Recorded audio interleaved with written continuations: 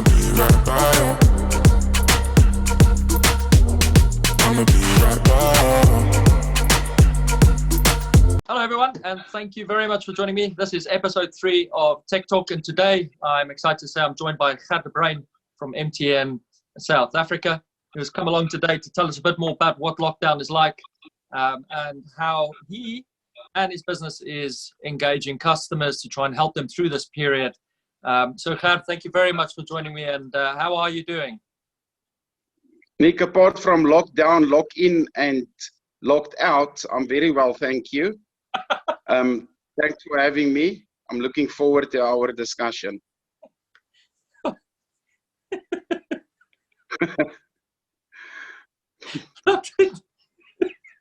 Locked in, locked out.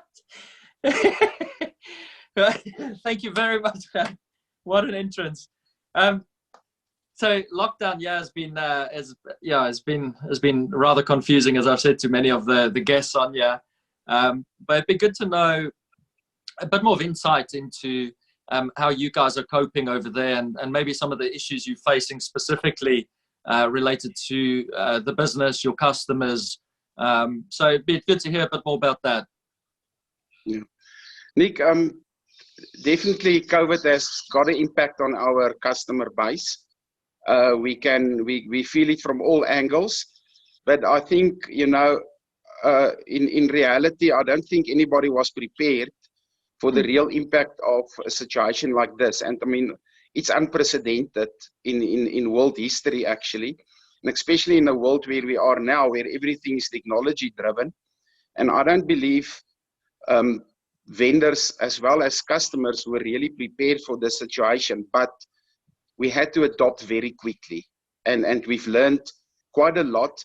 And I think one of the things that stood out for me in terms of my experience, apart from the technology side and the challenges and the financial challenges, is the partnerships. I mean, when you've got in the industry where we are, in most industries, people easily throw around partnerships, and we work as a team. But I think COVID has really brought that to the forward, where we as vendors and customers really have to prove that partnership in terms of how we're bridging and how we getting across this bridge together, because we both are in a situation where we are both under pressure. And I think partnerships is being put to the test, and I think relationships has been put to the test. Same as at your home. Suddenly you're locked in with your wife.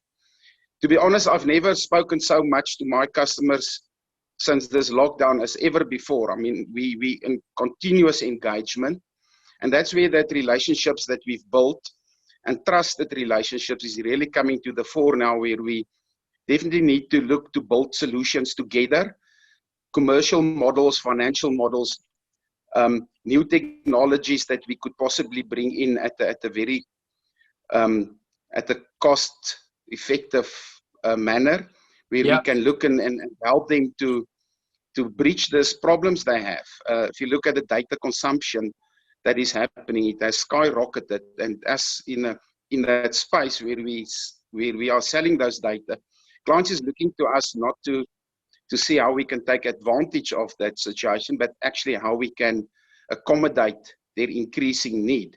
Same with bandwidth requirement. That has skyrocketed, internet usage. All of those things has definitely had an impact, but most of all, from a personal point of view, I think I've learned that relationships, partnerships, and working together as a team to really resolve the issues that COVID throw to all of us. And every day there's a new curveball that we need to deal with. It's so true, Gert. I have never in my lifetime of a very short lifetime, I wouldn't brag about my age, but I've never seen all elements of our society come together as I've seen during this period, and it is truly inspiring one in and amongst the challenges. But I do believe, as you say, that we need to find new ways of working, and we need to provide customers and communities out there with the ability to operate as near to the way it was but also, trying to find ways of accepting and working within the constraints of what, COVID has given us. The new normal is something I think everybody's seeking some answers to. And I'm wondering whether, you could, you look after some clients all over Africa, whether you can give me some insights as to any of, your experiences with those customers where you see, some have done the right thing, either by chance or are maybe now having to adopt technologies or solutions that will help them at least survive. Yeah, Anik, as you are aware, I mean, working with you on one of my major customers, they've looked at SD-WAN deployment, and we are in the process of deploying SD-WAN solution for them, which is going to give them that scalability and that reliability and being agile in their network, and especially around you cannot afford to have any downtime when you link remotely to customers, and the solutions that we are busy implementing is actually going to provide that for them. The fact that the products that we're implementing together with your business is giving them that scalability and reliability, and where you can have various options. If you've got, for example, you can have three DIA links on one device, where you've got failover and redundancy naturally built in, and also managing traffic across the different networks, and also so the fact that you can centrally manage it. You don't need to be hands-on site. It's all working through a central management portal where you can control your traffic across the network. And I think that's the key. You mentioned the traffic, and you mentioned earlier as well that data in terms of consumption has gone up tremendously, both on private networks, mobile networks, and having something in there that's, gives you the ability and insights as to how that data is being used. Because we very much, I notice, when I speak to technology partners and you speak to CIOs, nobody is really interested in spending money, but what they would like to get is more out of what they have, and have the ability to see it. So if they are not able to make do with the current internet connectivity they have, the data bundles that they have, it becomes a costly matter. The other one is security.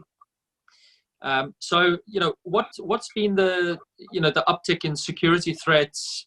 Have we seen that on your side with customers, where customers are now facing a new way of dealing with phishing, malware, ransomware? Has there been any of that reported on your side in terms of an increase? Because we've seen this, I think it's 600% increase on our side. Yeah.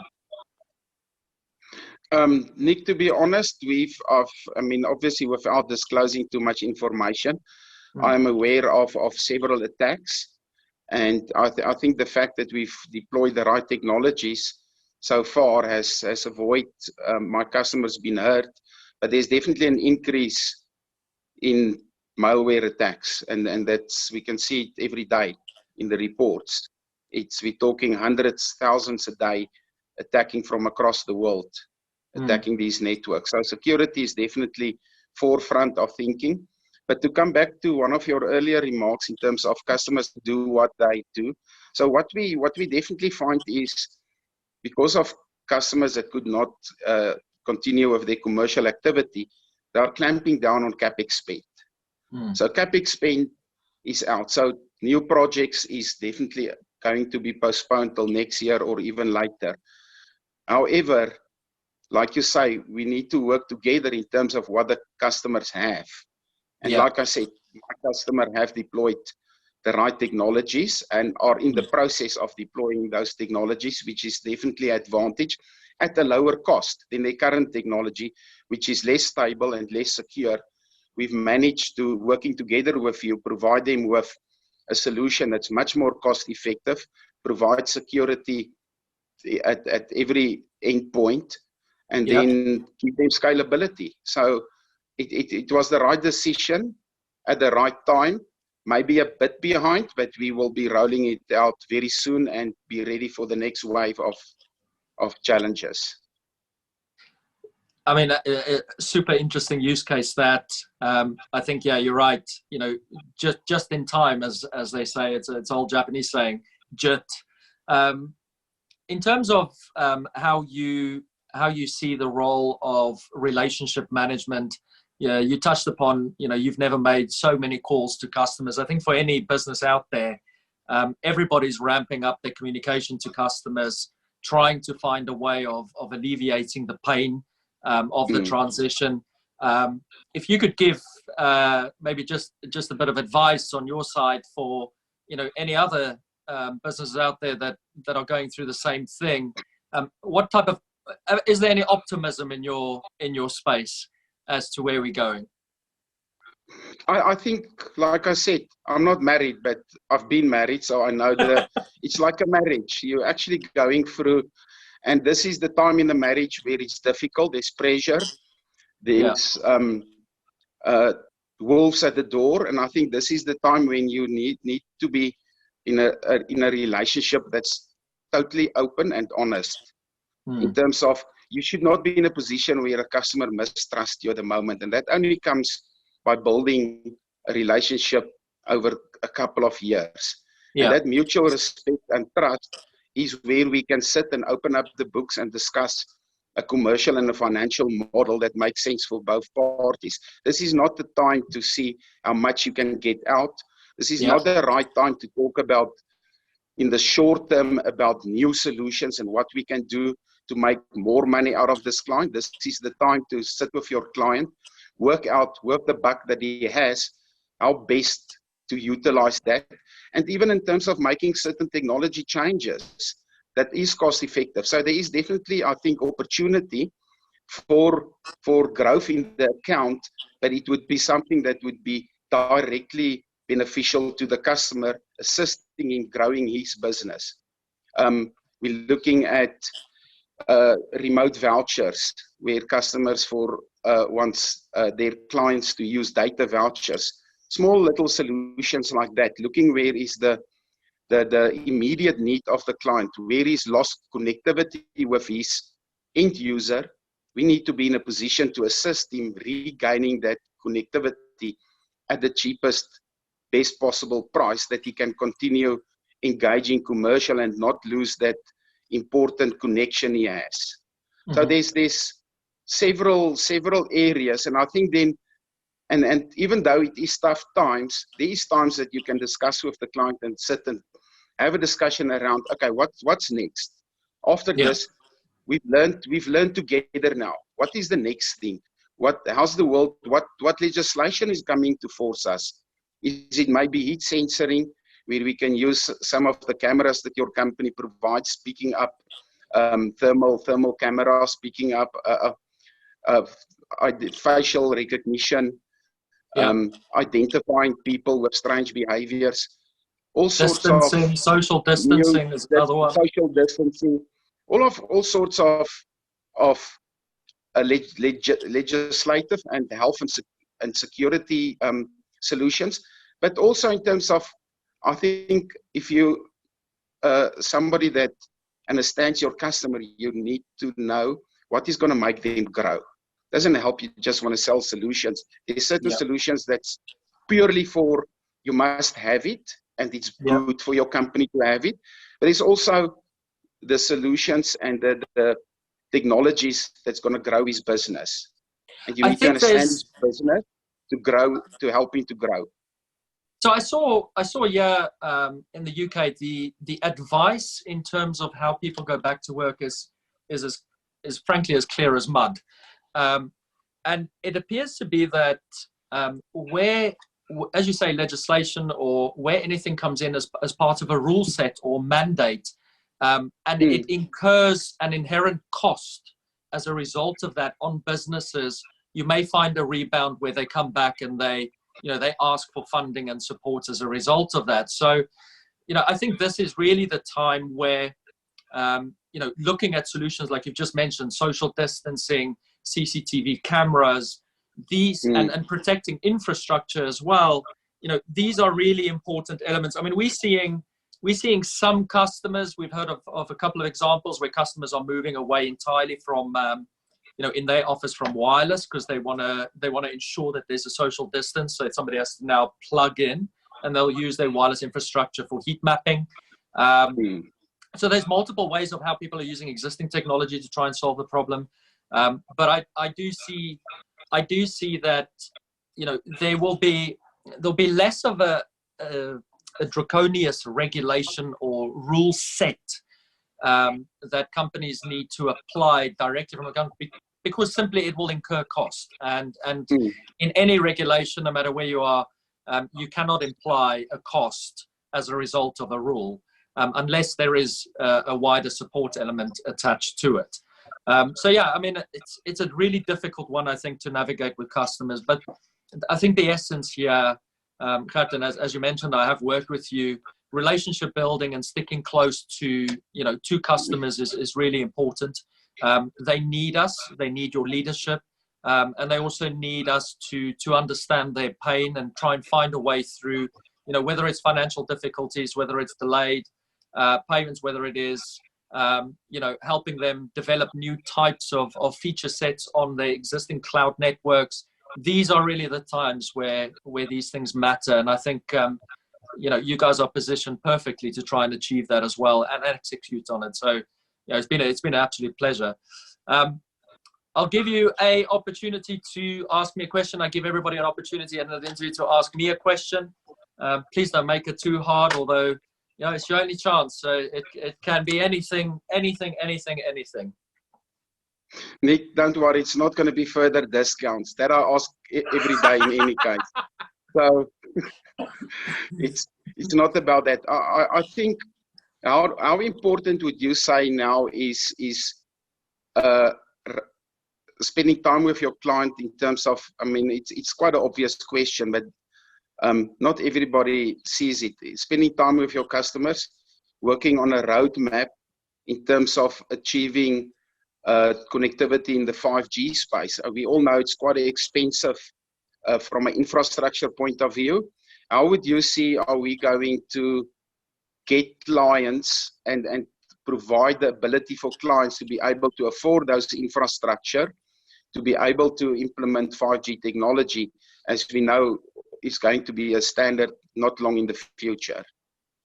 Well, I think therein lies the statement is that, when are we going to be at a point where it's something that the large population can consume and benefit from?